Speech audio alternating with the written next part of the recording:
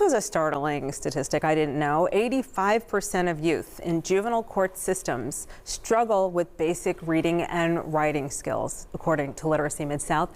Later this month, the CEO of Literacy Mid-South will step down from his leadership role and hand the reins over to an interim CEO. And to talk about these moves and the future of the organization, we are live with both the outgoing and incoming Sam Bryant and John Nichols. Thank you so much for joining us. Oh, thank you for having us. Thanks for having us. Okay, so Sam, why does literacy matter so much to our community, and what does Literacy Mid-South do about it?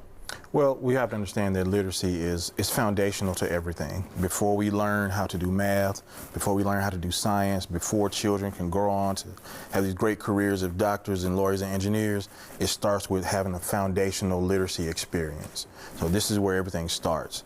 As far as what Literacy Mid-South is doing for it, we've been in the space for about 50 years, and we operate across 3 or 4 major programs. So we have programs such as an adult learning program that we manage.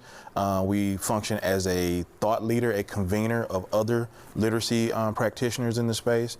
And we also have a program that we call Tutor 901, which is located in 26 elementary schools, currently serving 4,000 students. Wow. Okay, so John, what was it that attracted you to this? Why is literacy important to you? Yeah, I mean, I've been an educator for 15 years, Kanji, and so I've seen firsthand the empowering effects of literacy and want to kind of spread my effort in seeing that impact realize itself throughout our city more deeply.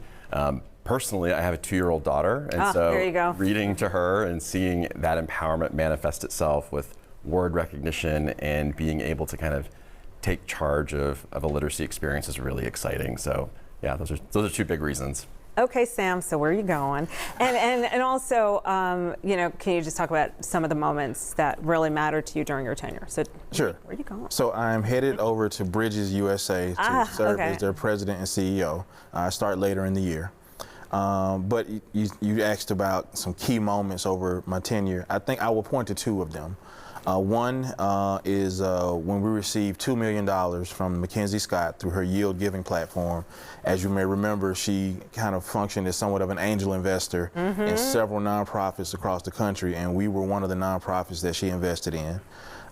2 would be a large investment that we received from the Tennessee Department of Education to the tune of $4.5 million.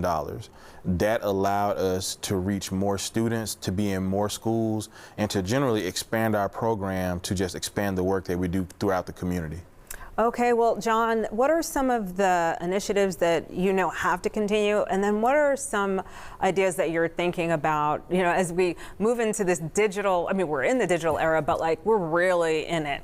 Yes, for sure. So, I mean, Sam and his team have done fantastic things, as he just illustrated, and so we definitely want to maintain the momentum that he has started and find ways to creatively elevate when those opportunities present themselves. So I think really utilizing the school partnerships through our district, you know, and seeing how can we use those as anchors to really expand our literacy work to the family components as well that exist there, and creatively thinking about how do we leverage workforce opportunity, adult education in a way that really can affect our city positively in a bunch of different facets. All right, well, Sam, what do you think is most important for our community to know, and any information that you think that John should know?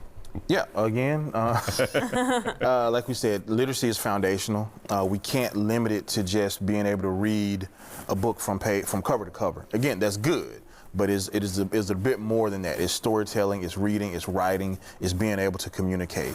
To John, I would say remain flexible. Again, John brought out some good points. How do we move this across the school district? How do we involve this within the workforce space? And how do we just increase their partner profile in doing so? All right, Sam, John, thank you so much. And I like the way you just handed this over, and you're working together for the greater good of the community. Appreciate you. Absolutely. Thank Thanks you so much.